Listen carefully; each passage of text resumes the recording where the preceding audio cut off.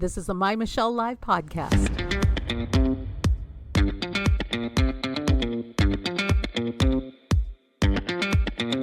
Here's Michelle. Are you being belief engineered? Are you being thought trained? Are you being coerced into conformity? And what, Michelle, pray tell, does that have to do with UFOs? Huh? Oh, yeah. Just wondering. Because there are more reports, more sightings, and more legitimate news stories about UFOs. What does that say? Is there a legitimate concern about UFOs? Are we being visited by people on other planets? Or, as some say, are you being belief engineered? Well, we'll be talking about that today.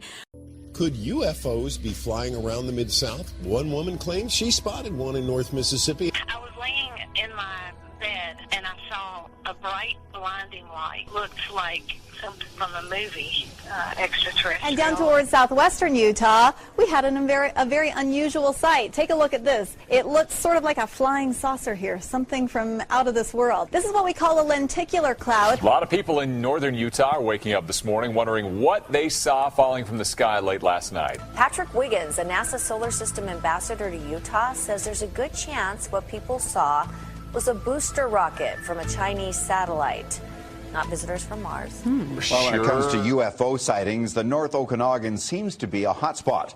The latest example comes to us tonight from Lumbee, where mysterious lights captured on a cell phone camera are raising some questions. It came down out of the sky like on an angle like this real quickly, and I just caught it out of the corner of my eye. Sounds like the weather will be good for some UFO watching around Sudbury. What do you know about that? UFOs have been a hot topic here for decades. This is real life.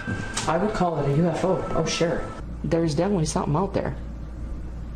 There's, unusual things are happening all over the place. There's something going on and it's not man-made. Interesting. So those are mainstream news sources reporting that people are seeing strange happenings in the sky. Have you ever really wondered, what does that mean? Is there a biblical base for UFOs? What's going on here? The difference between belief engineering and maybe something legitimately happening. In fact, I submit to you through all of my research, most Christian theologians even believe there is something happening. Oh, definitely, they say. There is most definitely something happening in our skies. There's most definitely something happening where UFOs are concerned. But what is it? The Discovery Channel did a show on UFOs and the Bible. Listen to a clip from the trailer. The Bible. A sacred text filled with fantastic tales of an awesome supernatural force. What if that force wasn't God? What if it was a UFO? What was that gleaming wheel within a wheel that descended on the prophet? In the Sodom and Gomorrah of Genesis, where did the devastating fire and brimstone come from? In Exodus, what was that presence in the sky that led Moses through the desert? Were these the actions of God? Or might these mysterious forces in the skies have been UFOs in the Bible? Now, there's a question for you. What is this all about? More and more people are believing we'd be arrogant to think that we're the only ones, that we're alone in the universe. Is there a biblical take on this?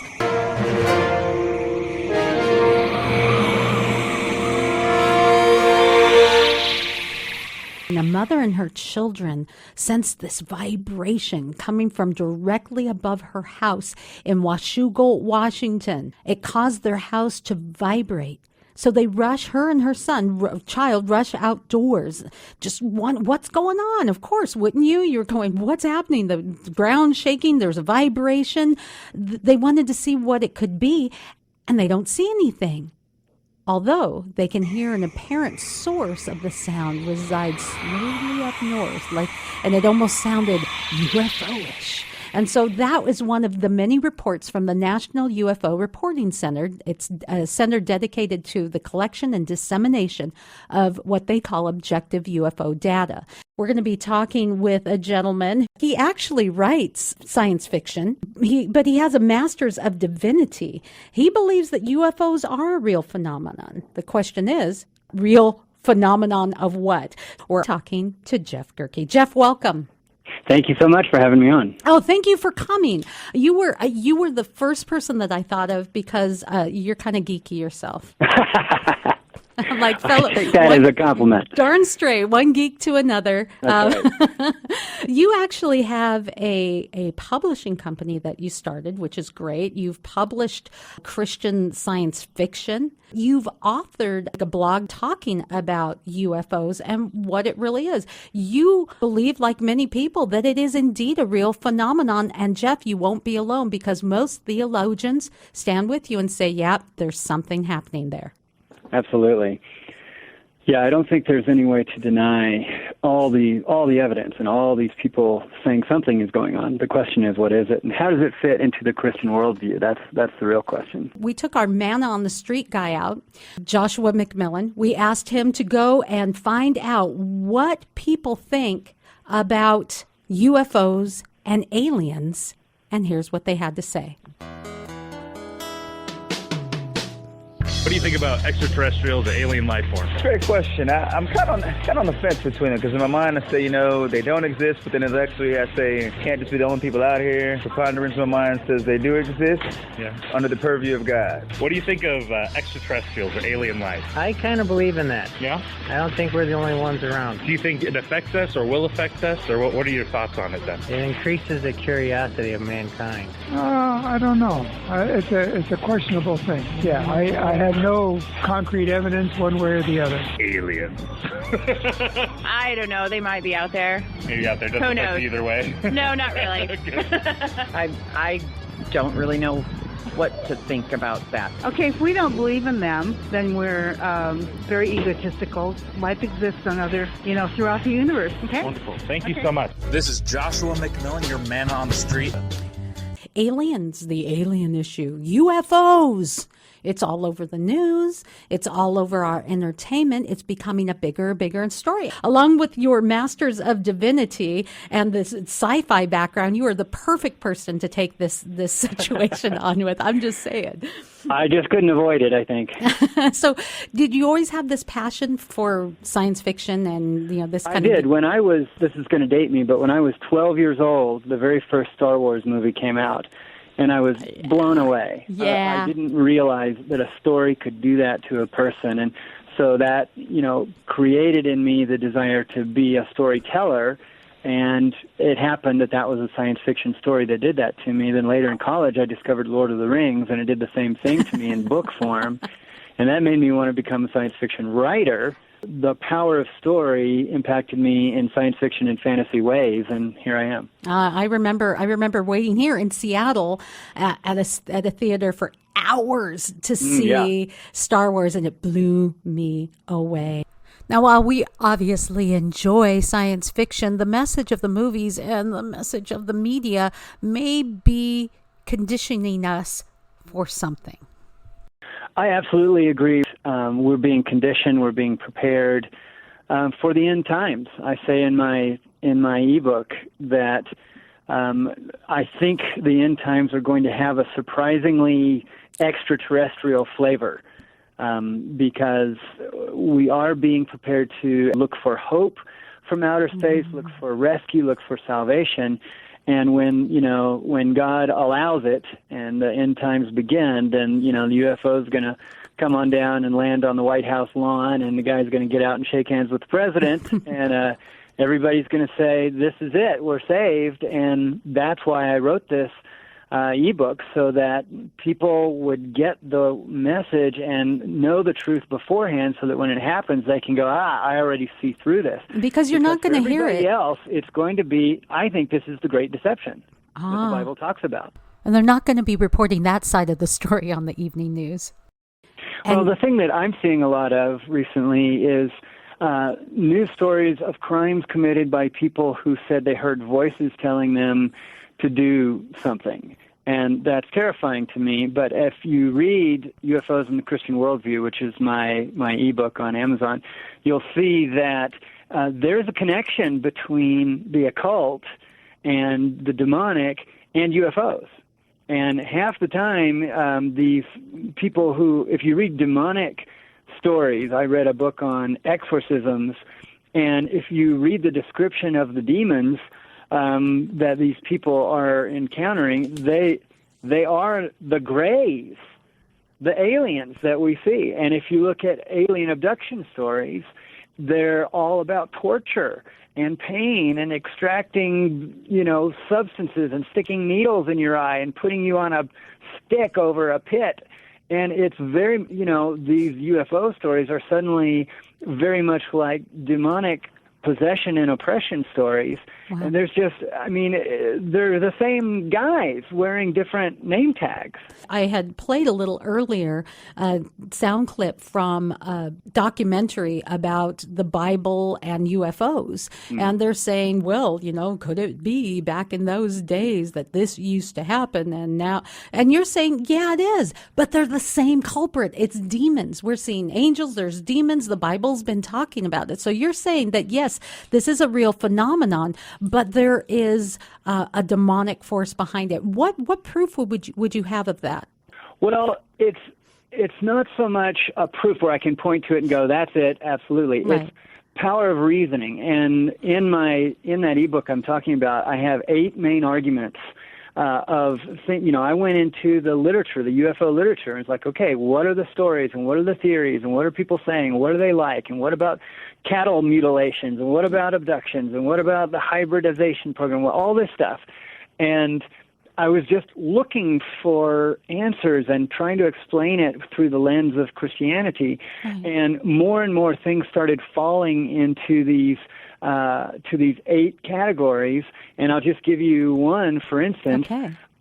When we're talking about full abductions where, somebody is asleep in his bed and suddenly he finds himself lifted out of his bed, taken out to a spaceship and tortured. I have never heard a story of a true, what we would call a walk-the-walk Christian being abducted that way. I've had Christians, and I myself have been approached in dreams, might have seen something out of the corner of my eye, but I know in my spirit that these are demonic, and even in my dream state, I'm calling on the name of Jesus, and that's the second argument, that calling on the name of Jesus stops abductions in progress.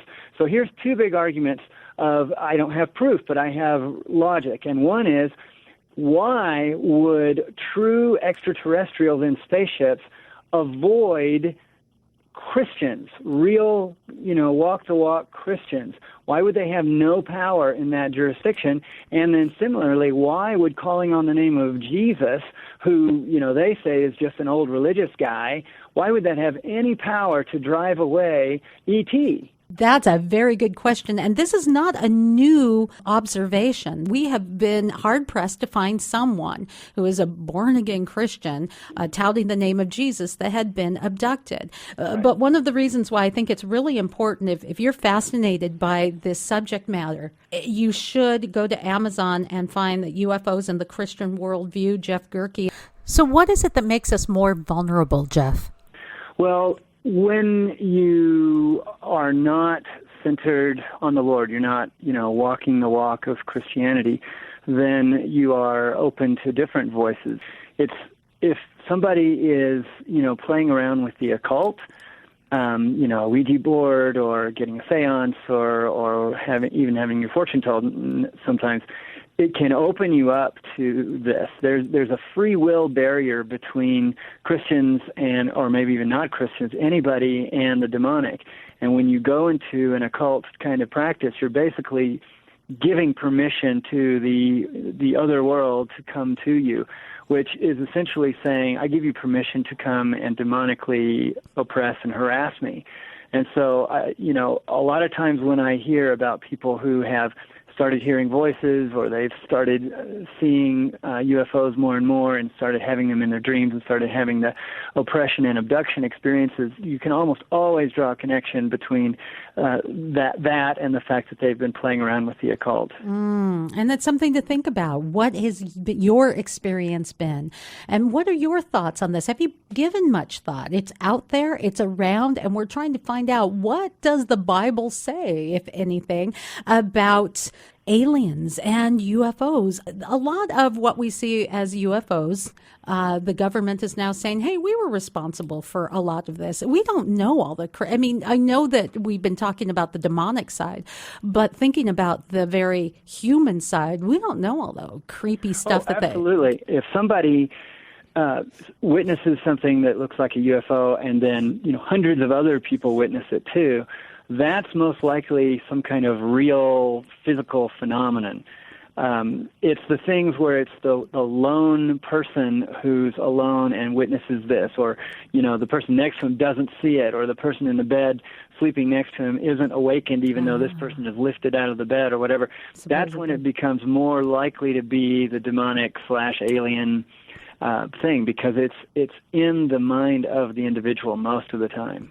I wanted to play a sound bite. It's just a minute and a half from BBC. They were talking about the big story that the government, our U.S. government, had said they're responsible for a lot of those UFO sightings that happened in the 50s and 60s. What's that? My God. That's a UFO. It's one of the greatest mysteries of science. Are we truly alone in the universe? By definition, a UFO is an unidentified flying object, but the term has become synonymous with aliens, abductions, and encounters that seem to defy any rational explanation. In the 50s, in a small town in outback Oregon in America, a farmer and his wife were to make history. I looked up and saw this thing in the sky. Well, it was bronze on the top and silver on the bottom. I would say right around the size of a big parachute. Evelyn Trent saw it, and her husband Paul photographed it. The pictures captured headlines around the world. The CIA took to Twitter to claim some responsibility. They say reports of unusual activity in the skies in the 50s, it was us. The report shows the CIA secretly flew its famous U-2 spy plane at altitudes of more than 18,000 metres above countries like the Soviet Union for many years. Since no one believed manned flight was possible at such heights, many who spotted the planes believed they were seeing UFOs. So as we were talking about the UFO issue, there are a couple of different phenomenons going on. We don't know the creepy things that the government is doing and what experiments they may be doing. But what we really wanted to get into is the nuts and bolts of the fact that we may be looking at demonic phenomenon out there for a purpose to deceive. Puzzle pieces coming together in a lot of the things that are happening in the world around us. What's good is evil. What's evil is good. It's getting cattywampus. As Christians, you are losing your rights right and left. You no longer have the right to think and believe as you will. Well, you can, as long as it doesn't offend somebody else whose rights may be more important than yours. This is what's happening. We may love the stories and we love to imagine, but when it comes to reality, we should love knowing what the story behind the story is. It's really important. We're talking about aliens. With us is Jeff Gerke. He is an author. He writes Christian science fiction, and he put out a great ebook on UFOs and the Christian worldview. Get it from Amazon. What should we be looking for? Well, I think that we need to kind of be discerning about UFO stories and abduction stories. If you hear somebody who's into the occult, you might ask them if they have also had alien experiences and start warning them. Another thing you can do is, talk to other Christians about this. And you don't want to be a wide-eyed radical about it. If you're going to be an evangelist about anything, be an evangelist about Jesus. Jeff, we're out of time. Give us a connection point for you, your website, and how we can get your books. Okay, well, just go to Amazon and get UFOs in the Christian Worldview. My webpage is jeffersonscott.com and also jeffgerke.com. For more fun, go to MyMichelleLive.com.